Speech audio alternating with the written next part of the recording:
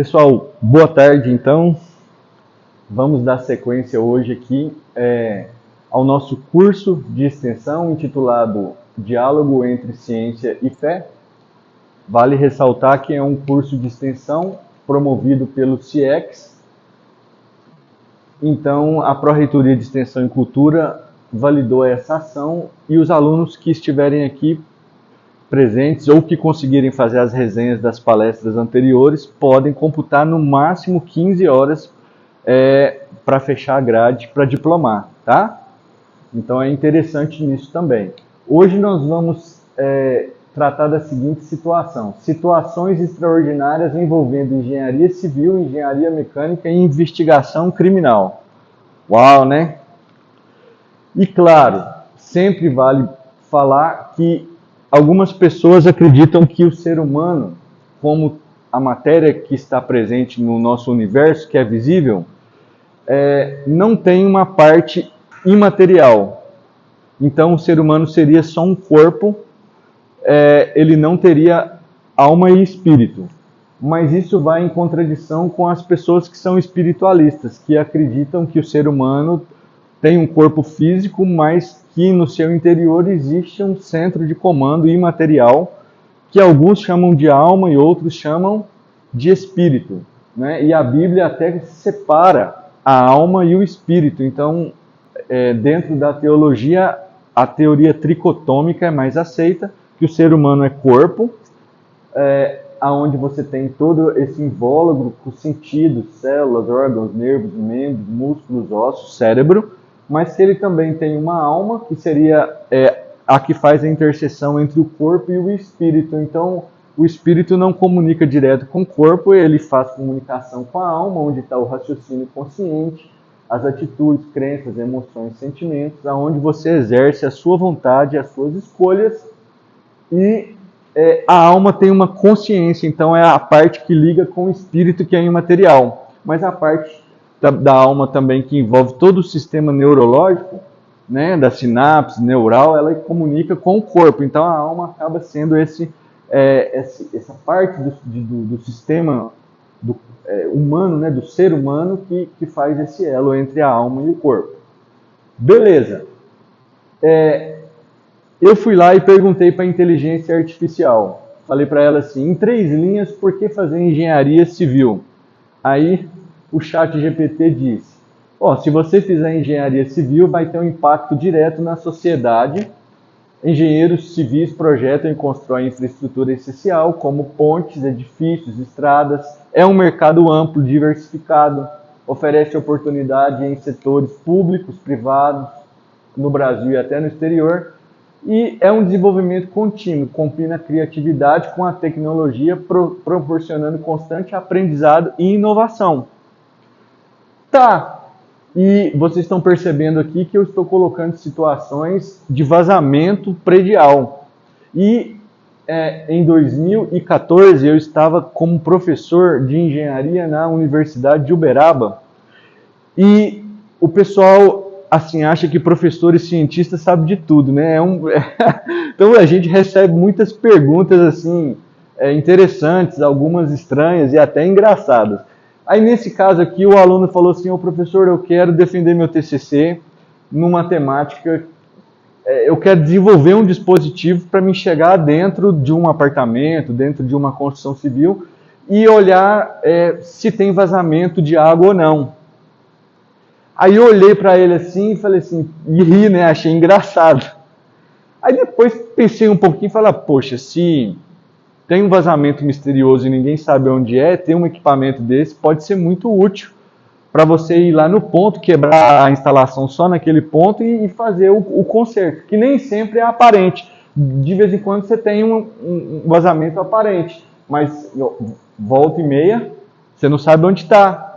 E às vezes isso, né, fica nessa situação, que foi a que eu vivi lá em Uberlândia. Eu morava em um apartamento cuja pessoa do lado de baixo falou que estava literalmente chovendo dentro do apartamento dele.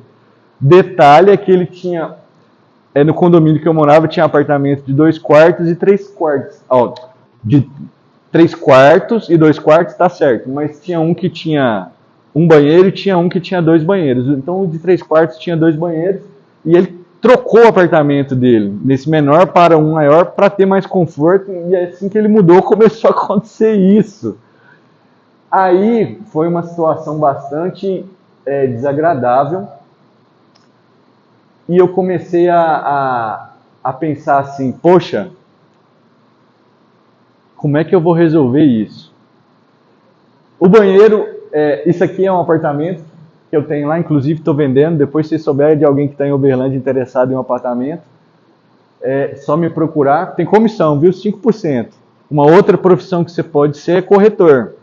E quando você faz uma venda de um imóvel, normalmente você ganha de 5% a 10%. Então, um engenheiro civil que conhece muito bem dessa parte de construção e tudo, ele chega, avalia, ele pode fazer consultoria para a Caixa, financiamentos, ver se está adequado, e ele olha rapidamente e te fala se é bom ou não comprar. Então, o engenheiro civil também pode ser corretor. E aí eu chamei um rapaz na minha casa e falei, dá uma olhada aí para ver se está tendo vazamento. Aí ele falou, não, eu não estou nem mais mexendo com isso, isso é tanta dor de cabeça.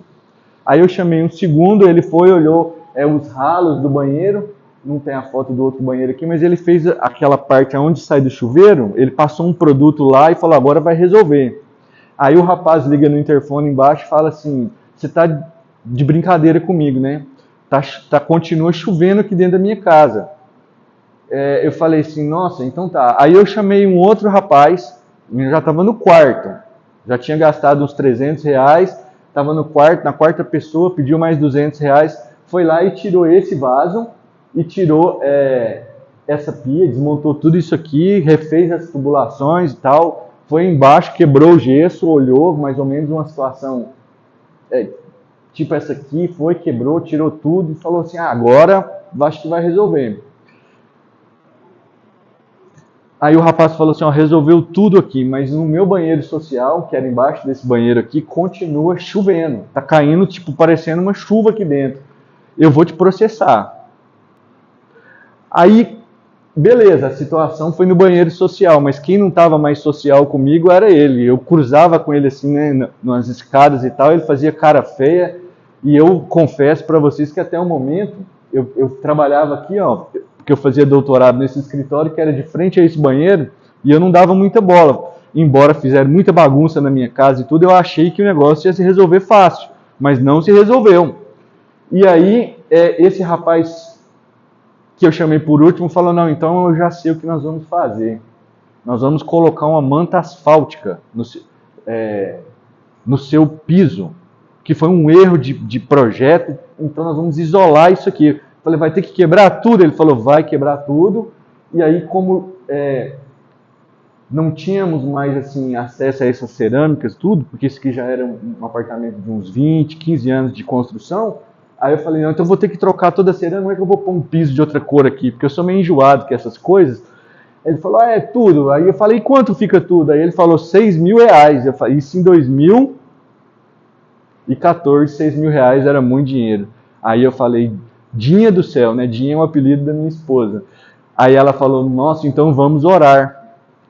E aí nós fomos orar, enquanto eu estava passando na portaria desse prédio, por aqui assim, eu escutei uma voz falando comigo assim, como eu estou conversando com vocês, dizendo assim, meu servo, o vazamento está no registro do banheiro social.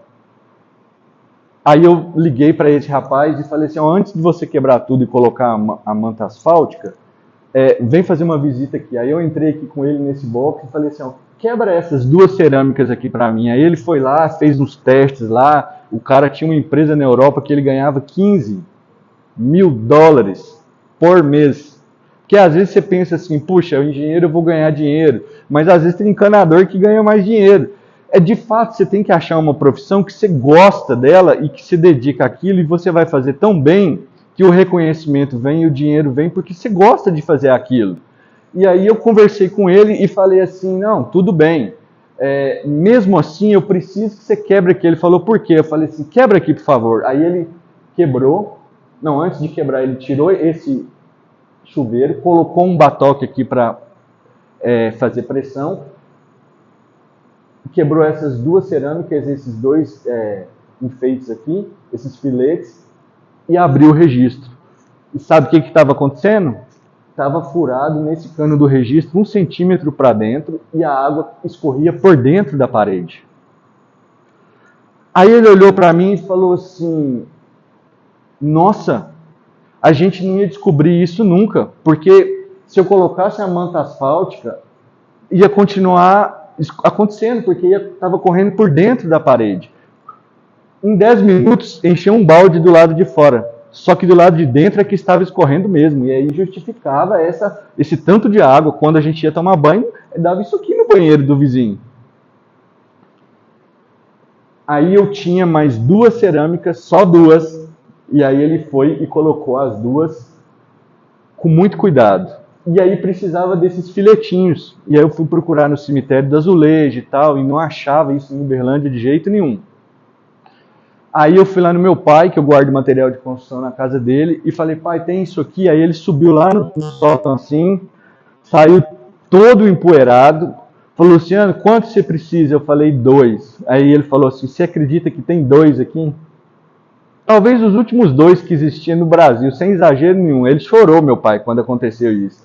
Aí ele foi lá e colocou o filetinho, ficou tudo pronto, ele estava com 2 funcionários, no final ele me perguntou assim, professor Luciano, como você sabia que isso aí estava furado nesse ponto?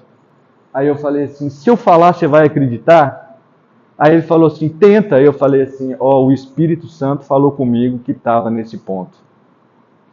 Aí os 3 ficaram emocionados. E aí ele pegou e falou assim, só podia ser Deus mesmo, porque não tinha outra explicação. Então isso para mim é uma situação extraordinária. Como eu senti vontade de ter um aparelhinho desse, que depois eu fui descobrir que existe, chama geofone. Então o DEMAI lá, por exemplo, em Uberlândia, nessa época tinha. Você vai passando na estrutura e ouvindo, aonde tem vazamento, muda a frequência por ultrassom, e você sabe não só se está tendo vazamento na sua casa, mas também se tem pessoas roubando água do vizinho, ou fazendo um gato, entendeu? Então é bacana, ó. Veja bem que se eu colocasse isso aqui, ó, que é a manta asfáltica, e gastasse 6, 7 mil reais, eu não resolveria o problema. Então, veja bem, se eu fosse endurecer aqui, eu não deixava ninguém entrar na minha casa, porque o direito constitucional fala que a sua área privativa é sua. Inclusive, tinha um advogado tributarista muito renomado em Uberlândia que tinha um problema desse semelhante no bloco ao lado, ele nunca deixou entrar no apartamento dele. Mas, o que a Bíblia diz? Portanto, tudo o que vós quereis que os homens vos façam, fazei-lhes vós também. Porque esse é o resumo da lei e dos profetas. Você quer que a pessoa, se você estivesse na situação dele, é aquele papo de se colocar no lugar do outro. Trabalhou, juntou dinheiro, comprou um apartamento melhor, ele comprou de um policial que andava, era o Cristiano, que andava em helicóptero com fuzil procurando bandido. Eu falei com ele durante essa discussão, falei, cara, você acha que se tivesse vazamento aqui, você acha que ele não tinha me procurado? Ele era um cara bravo aqui na cidade, tá? Um policial. Não é porque a gente não sabe, não tá querendo te ajudar, é porque a gente não sabe realmente o que está acontecendo. Mas Deus sabe de todas as coisas, né? Agora, interessante que eu fui conversar com um irmão lá da igreja, ele pegou e falou assim, você está vendo, crente? Sofreu porque perguntou aos homens primeiro e não a Deus. Você podia ter evitado tudo isso se você tivesse ido perguntar a Deus primeiro. Então, quando você encontrar numa situação dessa ou semelhante, sem saber o que fazer, faça a coisa certa. Procure o especialista. Quem é o especialista? Dá uma olhada nessa letra aqui, ó. Nunca, em nenhuma escola ele estudou, nem sequer um dia. Nunca deu história, matemática, psicologia. Uma faculdade ele não cursou. Nunca foi aluno, nem foi professor. Ainda criança ele ensinava entre os doutores. Não fez residência de cirurgia, porém ele opera. Em qualquer doença ele é especialista. Você já ouviu muitas histórias de pessoas que foram curadas por Deus fora da medicina? Eu conheço muitas. Ele sabe demais. Cura diferente, sem usar remédio, não deixa sintomas, Ele só ordena e a enfermidade não suporta e sai. Não cursou direito, mas advogou. Não fez nutrição, mas alimentou 5.000 pessoas, deu comida boa, tanto que sobrou. Não fez medicina, oftalmologia, mas curou enfermo e fez cego ver. Curou no passado, cura no presente. Quando o homem crê, ele cura, né? Não estudou ciência, mas o cientista não conhece tanto. Não foi pescador, mas mandou lançar a rede no mar. Veio tanto peixe que seus discípulos se admiraram. Tiveram receio que a malha da rede pudesse rasgar. Vocês sabiam que Deus sabia que lá no sótão do meu pai tinha 2 filetes que eu precisava?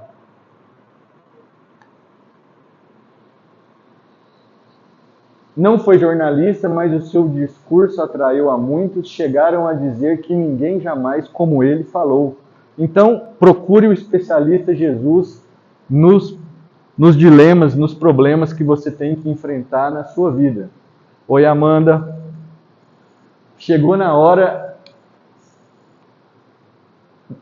do caso relacionado à engenharia mecânica. Então eu fui lá para a IA e perguntei, né, agora não mais engenharia civil, perguntei para ela em 3 linhas por que fazer engenharia mecânica. Ela falou assim, ó, versatilidade profissional, permite atuar em diversas áreas como automotiva, aeroespacial, energia e manufatura. Alta demanda no mercado, é uma das engenharias mais procuradas por indústrias no mundo todo. Desenvolvimento tecnológico envolve criação e otimização de máquinas, sistemas e processos inovadores. Bom, esse aqui era o Uno Mille. Quem lembra do Uno Mille Fire? O professor Ricardo tem um, né? Ele disse que vai chegar aí daqui a pouco, se ele conseguir terminar de rodar um cálculo que ele está fazendo. Então, olha só, no motor desse Uno Mille tinha um dispositivo mecânico, eletrônico, que fazia com que o consumo desse carro fosse extremamente baixo. O Uno Mille e o Fire, ele fazia a economia dele era uma coisa absurda. Quem inventou essa peça foi um amigo meu chamado Sandro. O pai dele tinha uma pedreira e ele fazia doutorado em engenharia mecânica na UF, que o conceito lá é 7 na CAPES, e ele passou para a Fiat essa peça para colocar nos seus carros. Mas a minha situação era a seguinte, eu tinha um Gol nessa época e eu precisei vender esse Gol porque eu fiquei endividado. E eu procurei um pastor e ele falou assim, Luciano, a melhor coisa que você faz quando você tem uma dívida é pagar a dívida. Não dá para viver escravo da dívida. Aí eu falei assim, poxa vida, mas eu estou com 2 filhos pequenos. Ele falou assim, não tem problema, vende seu carro e paga a dívida. Aí eu vendi o carro e fiquei com 7.000 reais e paguei uns 7.000 de dívida. E a minha esposa falou assim, Luciano, tá difícil e tal, vamos viajar de férias, nós vamos conseguir comprar um carro com 7.000 reais. Eu falei assim, não tem jeito de comprar um carro com 7.000 reais.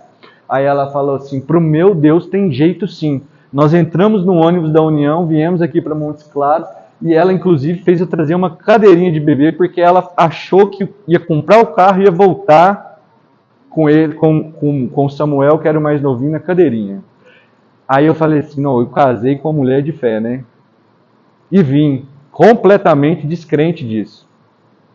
Cheguei aí, procurei na cidade um Uno, e fomos levados até uma pessoa que era cristã e que tinha esse Uno. Esse aqui tem Uno 1000 e esse aqui era um 1500.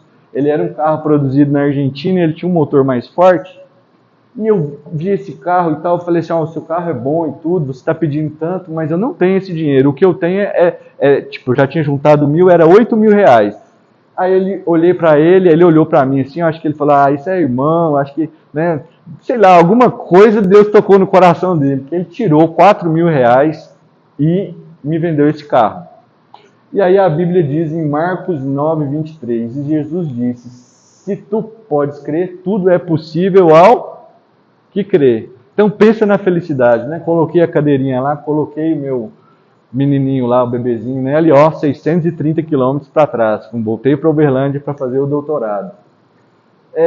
E andei nesse carro muito, 3 anos. Foram 1.200 dias. E esse carro nunca me deu problema, exceto as borrachas aqui na porta, que Uberlândia chove muito, E quando eu ia para a igreja, às vezes, eu ia com os pés molhados, porque entrava água de chuva no carro.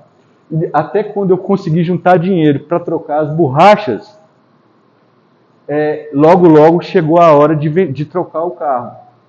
Porque eu estava em Porto Seguro, minha cunhada pagou uma viagem para mim, para minha família, e eu estava lá nesse momento, mandei uma mensagem numa universidade chamada Unipac, e a pessoa respondeu quase simultaneamente o e-mail e falou: eu preciso de um professor de química. Falei: não, eu não posso, que agora eu estou na praia, né? Tipo assim. Mas daqui uns 15 dias eu estou em Uberlândia, eu te aguardo. Eu fui, dei uma aula, e foi a primeira universidade que eu trabalhei, Unipac, lá no Triângulo Mineiro. E aí eu trabalhei 1 ano e consegui juntar o dinheiro para comprar um carro melhor. E aí eu falei assim: vou na loja. Fui na Chevrolet, uma concessionária em Uberlândia. Cheguei lá e vi que tinha uma moça chamada Letícia. Como minha irmã chama Letícia, eu nunca mais esqueci o nome dela. Só que quando eu cheguei lá, eu vi um Novo Testamento, não desses de capinha azul, aquele um de capinha branco. Aí eu falei assim: e aí, Letícia, você lê esse testamento? Ela falou assim: bom, para te falar a verdade, tem um cliente que passou aqui, comprou um carro e me deu, mas eu não estou lendo mais a Bíblia. Eu falei: por quê? Ela falou assim: eu decepcionei. Eu comecei a servir a Deus na igreja metodista wesleyana, mas eu não, na minha adolescência e juventude, eu não quis mais servir a Deus, eu fui fazer coisas erradas no mundo e eu até hoje não tive forças para voltar. Aí eu falei: sim. Aí eu comecei a negociar com ela um Classic, que era um carro que tinha saído para substituir o Corsa, e ele veio com uma mensagem assim, VHCE, que era um motor ecológico, ele tinha todos os... Como é que fala? O sistema de catalisadores, gente. Catalisadores, ele chegou com essa... Eu falei: não, beleza. Só que quando ela foi falar assim: que cor que você quer que compre esse carro? Eu falei assim: eu quero preto. Aí ela falou: por quê? Eu falei assim: não, porque aqui em Uberlândia, daqui a um tempo, vai ter umas passarelas de ônibus ali na João Naves, que elas vão ser tipo blindex.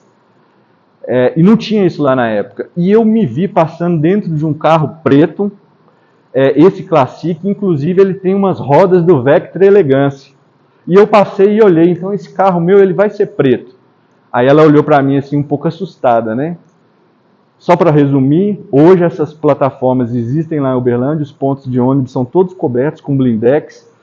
E quando eu comprei esse carro, eu coloquei as rodas do Vectra Elegance. Quando eu cheguei dentro da GM, o pessoal olhou e falou assim: nossa, como que ficou lindo, né? Porque assim, mulheres não entendem muito bem isso, mas homens gostam de roda de carro. Então, no futuro, quando vocês casarem, seu marido falar assim: bem, essas rodas são caras. Aí você fala: poxa, a gente está precisando fazer isso aqui dentro de casa. Você deixa ele comprar as rodas, porque aquilo vai fazer muito bem para ele. Mas olha só o que aconteceu. A gente ia ficar com esse carro porque a gente precisava de 2. Ou a gente tinha a opção de dar esse carro como parte do pagamento do outro. E a papelada desenrolou rápido e tal. E a gente decidiu dar esse carro. Então eu fui e deixei ele lá na concessionária. E os mecânicos da GM examinaram o carro e falaram: vale 5.500. Uma inflação, né? Comprei por 8, vendi por 5.500, mas beleza. Ficou lá, decidimos. E fui embora para minha casa. Na quarta-feira, essa vendedora Letícia me liga e fala assim: Luciano, você não sabe o que aconteceu? Eu falei assim: o quê? Ué, a gente colocou o seu carro para dentro da loja e na segunda-feira a gente foi tirar. O problema é que a hora que a gente deu partida, ele não ligou.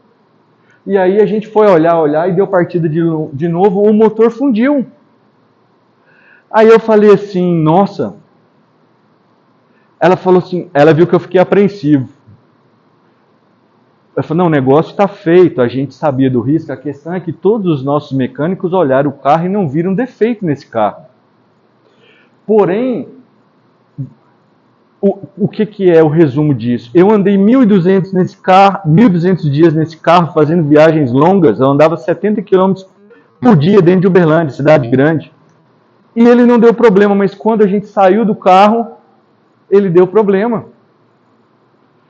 E aí eu falei: e agora, Letícia? Ela falou: não, tudo bem, para fazer o motor é R$4.000. O carro foi vendido por 5.500 e só para um processo de usinagem, para refazer o motor, era R$4.000.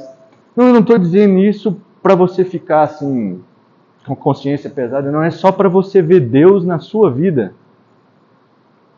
Aí eu falei assim, nossa, ela viu Deus na minha vida.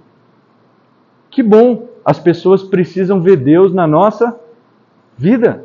Porque se nós somos de Deus, Deus vai manifestar na nossa vida. Isso é um fato. E eu falei assim, lembra do Novo Testamento?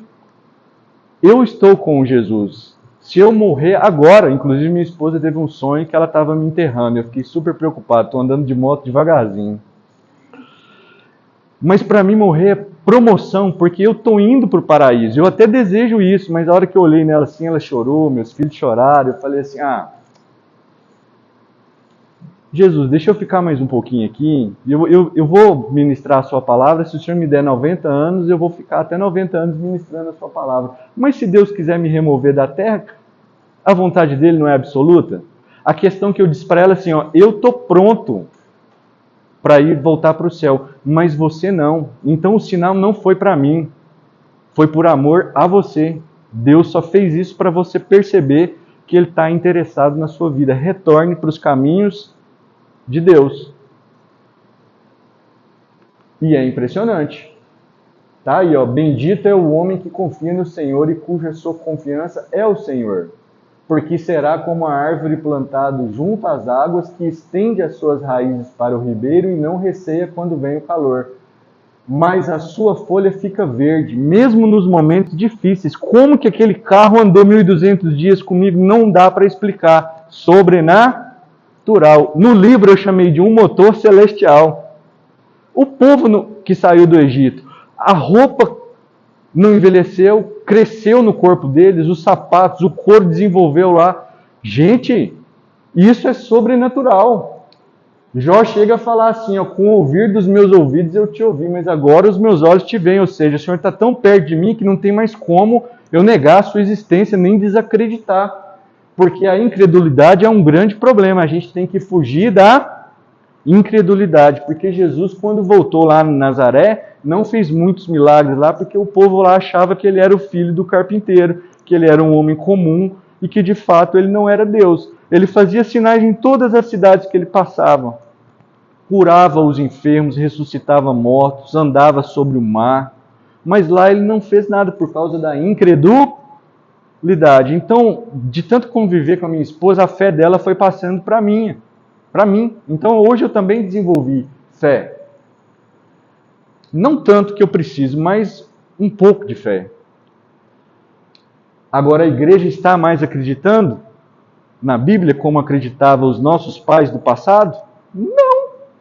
Esses dias eu conversei com um pastor que disse assim, eu não acredito nos dons espirituais mais. Eu já acreditei, eu sou pentecostal, mas eu não acredito. Eu falei, olha, eu também cheguei em uma época que eu não acreditava mais. Eu acreditei que essas coisas estavam acontecendo na minha cabeça, era por algum transtorno psiquiátrico, alguma loucura e tal. Mas eu fui correr com o meu pastor no Parque do Sabiá e a hora que eu cheguei lá, eu encontrei ele. E antes de eu falar a paz do Senhor Jesus para ele, ele olhou nos meus olhos e falou assim, irmão, olha que perigo você está correndo. Eu falei, o que foi, pastor? Ah, meu Deus. Ele olhou para mim e falou assim, não acreditar nos dons espirituais é apostasia. Aí eu peguei e desabei, porque como ele leu o meu pensamento? Quem sabia o meu pensamento? Eu não tinha contado isso para ninguém, mas Deus conhece os nossos pensamentos. E aí eu voltei a acreditar nos dons espirituais e busquei muitos deles e tenho alguns, que são quais? Palavra de sabedoria é um dom. Você pode falar pela sua capacidade de oratória, pela sua homilética, de estudar técnicas de persuasão psicológicas, beleza. Mas se você não fizer nada disso, se você ganhar um dom de ciência e sabedoria, você fala pelo Espírito Santo, e os discípulos que eram pescadores convenciam multidões de 5.000 pessoas. E algumas dessas pessoas tinham alta capacidade intelectual. Então, quem falava na boca deles? O Espírito Santo. E eles ganharam o dom da palavra de ciência e de sabedoria. Fé é um dom. Dom de cura. Eu já vi coisas extraordinárias acontecendo dentro das igrejas. Eu já orei por pessoas que receberam curas instantâneas e extraordinárias. Então Deus pode curar. A que mais me marcou foi uma pessoa na cadeira de roda de nascença com todos os ossos tortos e ela andou dentro da igreja Assembleia de Deus em Tumbiara. Porque tinha um homem de Deus lá que tinha o dom de operação de maravilhas. Porque é uma cura extraordinária. A gente chama de operação de maravilhas. E ele deu ordem para os ossos dela no nome de Jesus, os ossos endireitaram e ela andou dentro da igreja. Vocês têm noção de maravilhas que é poder ver isso? É a mesma coisa do céu descer sobre a terra. Acredito que não é muito diferente, sabe? Porque no céu a gente vai ser perfeito, né? Até quem é aleijado e não for curado por Jesus, no céu vai ter um corpo perfeito. No céu não tem doença, não tem tristeza, não tem dor. Então é mais ou menos a maravilha é quando o céu desce e Deus fala assim, nesse momento aqui, esse lugar aqui vai ficar parecido com o céu. Ninguém fica doente. É muito bom. Profecia, que é um dom vocálico das coisas futuras. Discernir os espíritos, essa voz que eu ouço claramente falar comigo, é porque eu recebi, quando eu fui batizado no Espírito Santo, o dom de discernir os espíritos. Porém, quando ele é aperfeiçoado, ele pode virar um sonho profético, ele pode virar até revelação. O carro que eu vi andando, muitos anos antes de eu passar lá naquela e ver o reflexo, era uma revelação. Deus fala comigo em revelação. Línguas estranhas, que são idiomas que podem ser e outros idiomas que você não sabe falar, inglês, espanhol, francês, hebraico, aramaico, mas pode ser línguas de anjos que ninguém sabe falar na terra. Mas quando você fala, Deus está ouvindo e entendendo o que você fala, e se você interpretar, você sabe o que você está falando até em outro idioma. Às vezes eu estou numa igreja, eu vou falar em profecia, eu falo em língua estranha, mas eu estou tentando falar com a igreja em português, mas a igreja está ouvindo outra língua. Aí eu vou interpretar em português o que eu estou falando para a igreja, ou às vezes para uma pessoa específica. Às vezes Deus faz eu parar em algum lugar e falar, não seja incrédulo, tendes fé. E para finalizar, nesses 10 minutos, uma questão de direito criminal. Presta atenção nisso, Amanda. Eu perguntei para a inteligência artificial, em 3 linhas, por que fazer direito criminal? Aí ela falou assim, defesa da justiça permite atuar diretamente na proteção dos direitos e garantias fundamentais. Bom. Desafios intelectuais exige raciocínio crítico, argumentação sólida e conhecimento profundo das milhões de leis e milhões de jurisprudências que existem nelas, né? A Constituição dos Estados Unidos é simples, a do Brasil é toda remendada para sempre ter um jeito de fazer uma coisa errada legal, né? Infelizmente. Impacto social e real. Contribui para a segurança, equidade e equilíbrio do sistema penal. Então, antes de comprar aquele carro branco, eu andei de ônibus. Então, nós pegamos um ônibus de Montes Claros para Uberlândia. Sempre vinha passar férias nessa região. O que eu nunca imaginei é que eu viria morar nessa região, há 10 anos atrás. Mas, minha esposa dormiu e eu cochilei. Quando eu acordei, eu vi um bolo de dinheiro no chão. O ônibus estava muito vazio, tinha um casal jovem do meu lado. Aí eu peguei o dinheiro assim, eles estavam dormindo, eu tinha a possibilidade de ficar com o dinheiro para mim. Mas eu olhei neles e vi uma aliança na mão e deduzi que eram recém-casados. E quando a gente casa, tem aquela gravata que passa cortando, e o que acontece? Sobra o quê? Um dinheiro no final. Então o noivo vai e coloca o dinheiro no bolso do terno, e depois, olá, tudo bom? E depois, o que acontece? Você usa aquele dinheiro porque casamento tem custo, né? Desde a festa, enfim. Eu falei para ele assim, acordei ele e falei assim, olha, você que é dono desse dinheiro. Aí ele assustou assim, ficou atônito, falou, sim, o dinheiro é meu. Eu peguei e falei assim, então toma, porque estava no corredor. Aí ele falou assim, muito obrigado. Eu falei assim, não fiz mais que minha obrigação, né? Mas de nada. Aí eu olhei para ele e falei assim, Deus te deu um grande livramento, né? Ou seja, porque se não tivesse outra pessoa aqui, você poderia ter sido roubado, né? Já pensou se ele estava com as despesas da festa e chegou lá e ele queria comprar alguns móveis para colocar dentro da casa dele para começar a família? Aí ele olhou para mim e falou assim, você também é crente? Eu falei assim, sim, eu sirvo a Deus. Aí nós começamos a conversar e fomos parar lá na cidade de Pirapora, ele desceu e eu fui embora para Uberlândia, cheguei lá domingo à noite. Na segunda-feira tinha que dar uma aula na Uniub, liguei meu computador, não funcionou, fui numa lan house, deixei a carteira, esqueci, fui imprimir prova e tal, saí correndo. Quando dei falta, voltei na lan house, cadê a carteira? Poxa, no dia anterior eu fiz uma boa ação, no dia posterior roubaram a minha carteira. Aí fui para casa triste, aí comecei a pensar assim, olha, isso acontece, todo mundo vai ser roubado um dia, né? Cair naquele modo natural.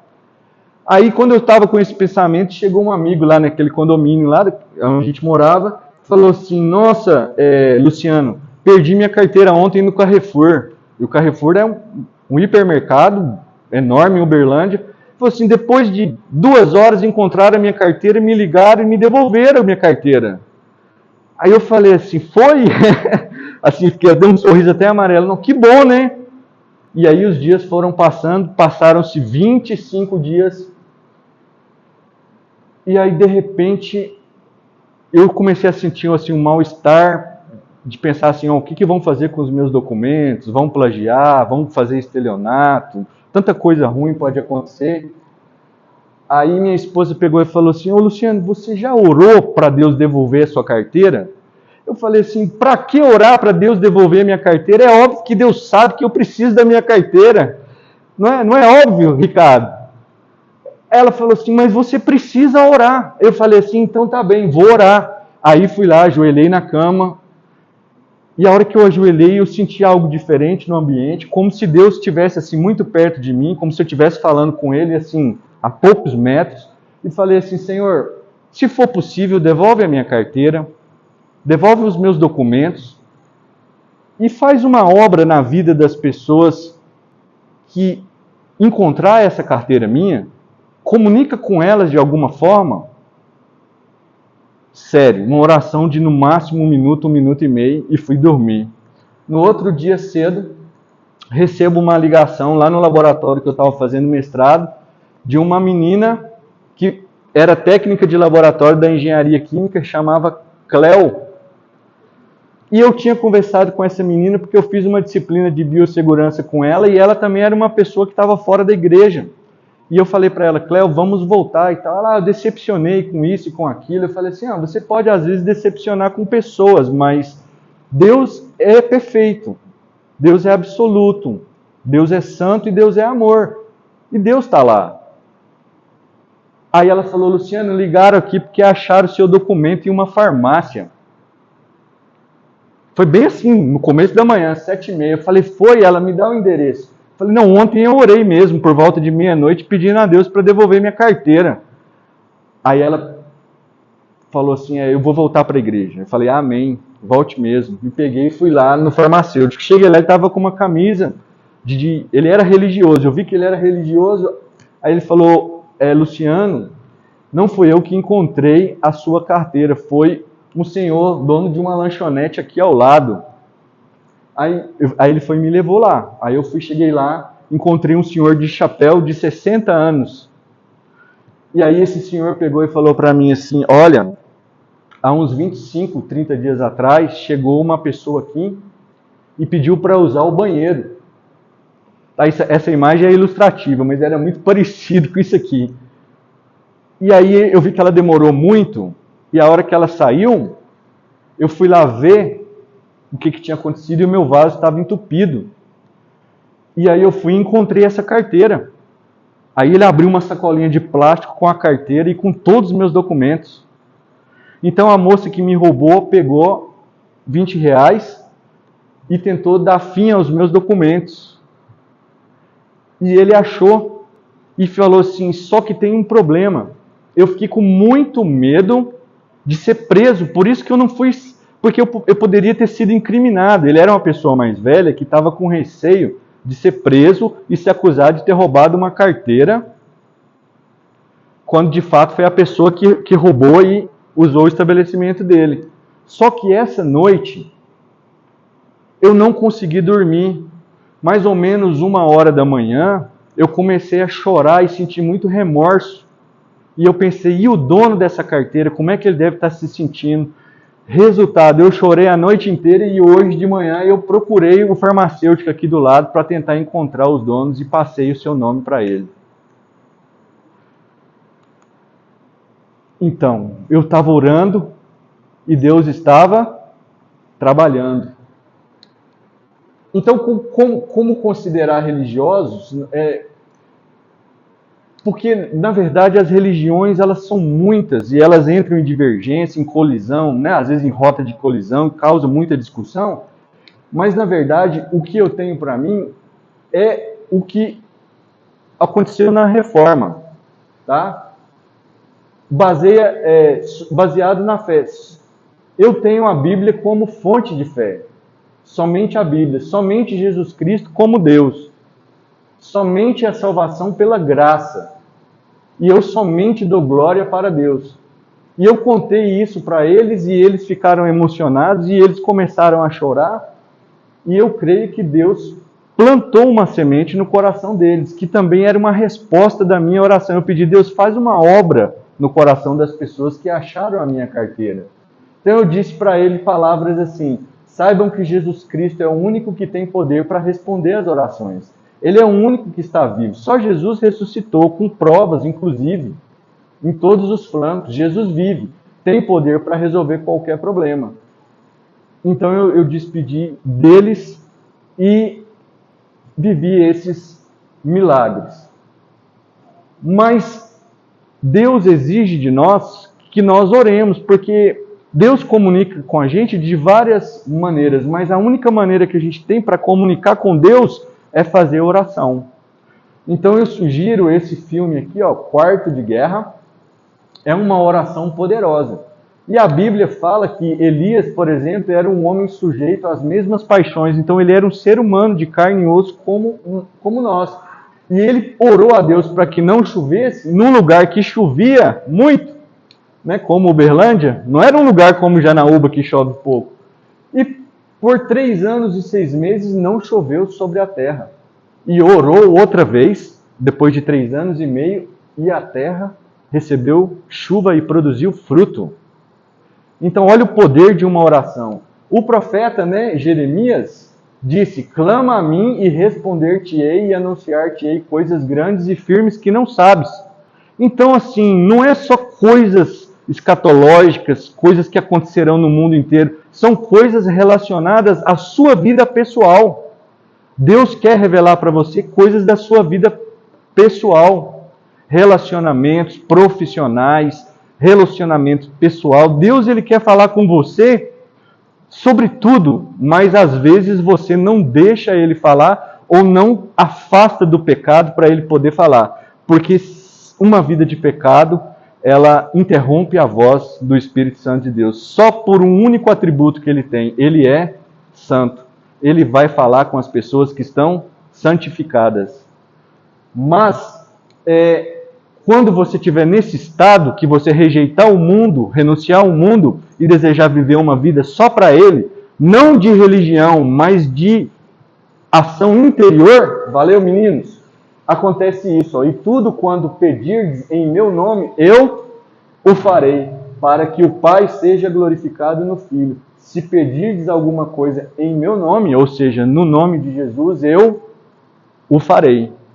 Então, foram situações extraordinárias, os professores chegaram aí já no final, falei da parte do direito criminal, mas também comentei nessa palestra sobre a engenharia mecânica de um veículo que eu adquiri, e que eu vivi um fato sobrenatural, e também de engenharia civil, de um fato sobrenatural que eu vivi num apartamento.